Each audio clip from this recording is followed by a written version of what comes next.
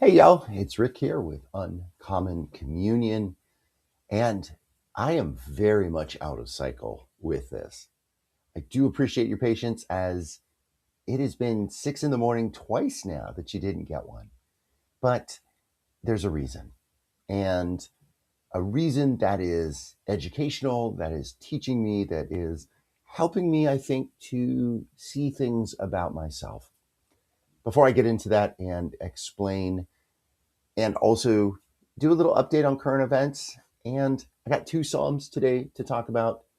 Let's begin as we always begin by realizing and offering our trust in the reality that you and me and everything, everything is in the holy presence of the more and each other. So it has been a busy time for me. I think I told you recently that I took on a third job. Now, it's only a seasonal job, it's a training job. And I did that for the first time on Tuesday night. I was in training for this job for the last few weeks. Not last night, but the night before last, I did it for the first time. And it went really, really well, but it took a lot out of me having to do a training during the day, do a training at the night, and then I came home and crashed. Now, yesterday, which was Wednesday, I was going to do a recording, not in the morning. I missed that time. I was running a little bit late. I was going to do a recording from work before I left my workplace to go and get a haircut and do some other things. And I missed that window as well. Last night, Wednesday night, I actually had started a podcast. I'd started a video here for you, and my internet died, which Substack makes you record kind of in real time. Like, I can't pause this, it's not saving this as I go. So I lost all of that. And I was pretty tired, so I went to bed. Decided I was going to get up a little bit early today and talk to you, share this, be with you. Now, I have to say this I've noticed this, and it is Holy Week.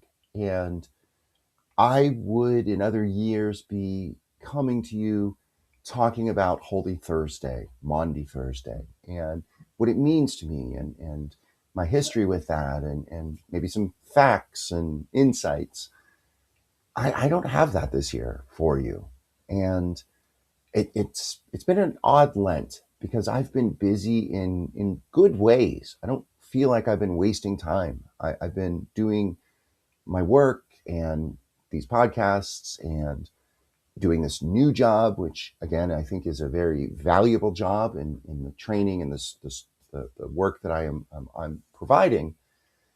I just haven't been as spiritually connected to the liturgical cycle, right? I do feel like I have my spiritual connection with the more has been okay, hasn't been rich or deep. It's been okay, but not to the liturgical cycle. In fact, I kind of feel like I've been missing it. So I really don't have that for you this year. And, that's not great. I wish I did. But even tonight, I would love to get to church. Maundy Thursday, Holy Thursday is one of my favorite liturgies of the entire year.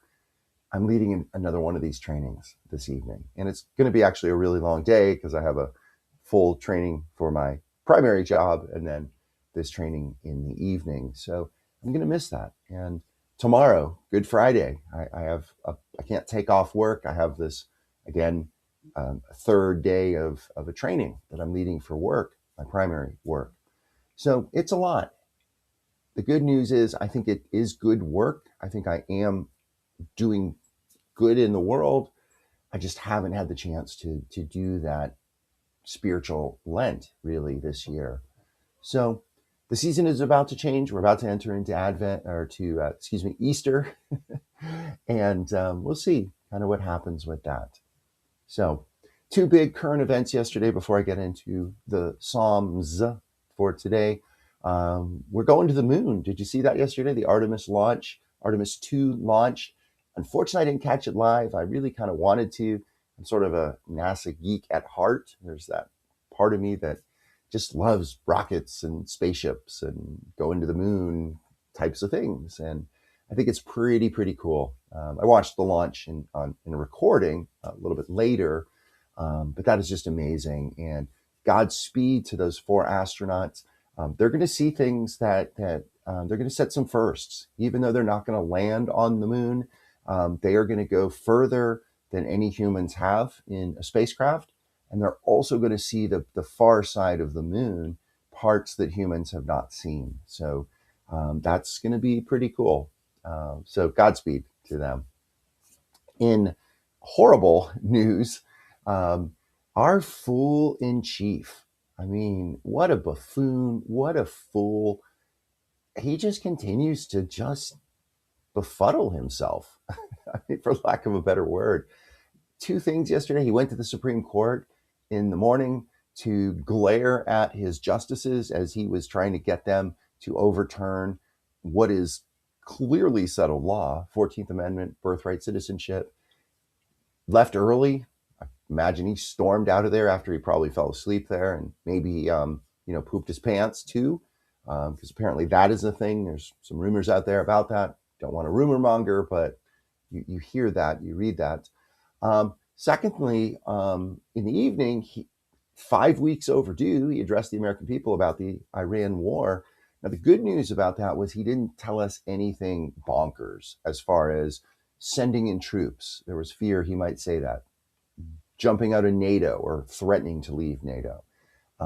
Telling us, hey, we're just pulling up and leaving, or any other kind of bonkers, crazy thing. I mean, at this point, who knows? He could have had the Ayatollah walk out with him and, put his arm around him and say, hey, fascist buddies here, something like that.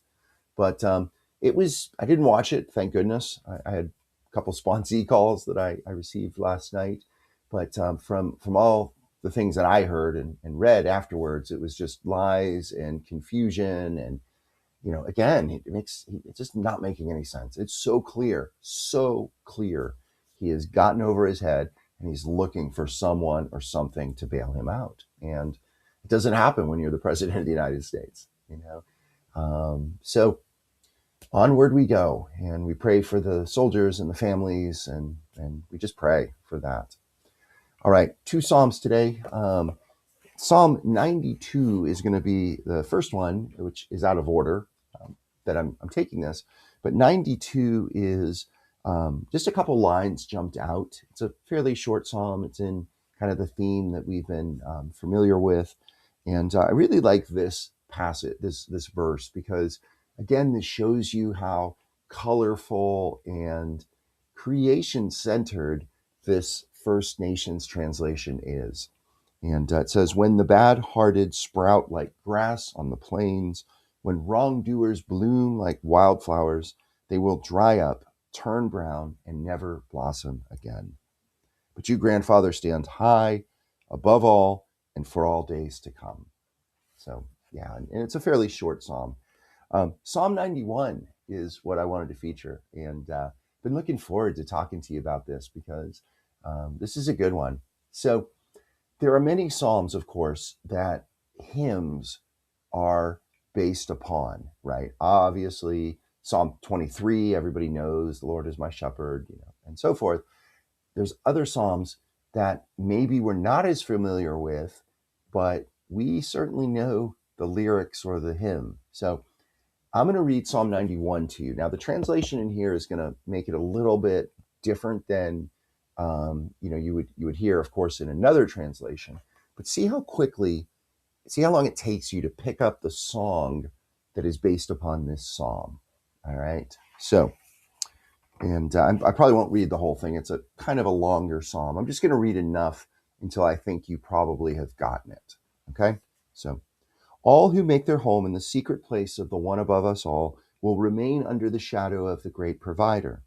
I will tell grandfather, you are the one who watches over me, my strong lodge of protection, my creator. I have put all hope and trust in you. He will rescue you from the snares the trappers left behind and from deadly sickness. He will spread his feathers over you and keep you hidden under his wings. Like a breastplate and bone choker, his faithfulness is a medicine that shields you, medicine shield that surrounds you and keeps you from harm. You will not fear the dark terrors stalking the night, or the arrow that flies in the light of day. You will not need to tremble before the disease that walks at night, or the deadly sickness that attacks when the sun is high. 1,000 may fall to your left, 10,000 to your right, but no harm will cross your path. You will only have to look with your eyes to see how the guilty face Creator's justice for what they have done. Yeah, did you get that, y'all? Yeah. You who dwell in the shelter of the Lord, who abide in his shadow by day, say to the Lord, my refuge, my da da da da da, and he will raise you up on eagle's wings, right? He will spread his feathers over you and keep you hidden under his wings. There you go. So, yeah, when I was reading this, I had forgotten that it was Psalm 91. And when I hit Psalm 91, I was like, yeah, this is a familiar one. So, a song that means a lot, much, much to me as a former Catholic and as one who goes to a church where we sing some of those Catholic songs, and definitely warms my heart, gives me great memories. So, all right, y'all, I got to do my morning routine to get out the door. Again, I appreciate your patience. Please check out what I wrote last year about Maundy Thursday. I actually recorded and wrote 3 things. You'll see those below. And hopefully that will provide some reflection, a little bit of nutrition for prayer, as you hopefully are having a richer and deeper and more meaningful liturgically faced or focused Lent. Um, and yeah, so let's end with the serenity prayer like we often end here. God grant us the serenity to accept the things we cannot change, the courage to change the things that we can, and the wisdom to know the difference. Thy will, O God, not ours, be done. All right, y'all. Hope you have a great day. Mine is going to be a full one. And blessing and good. Be bold, be well, hold fast, y'all.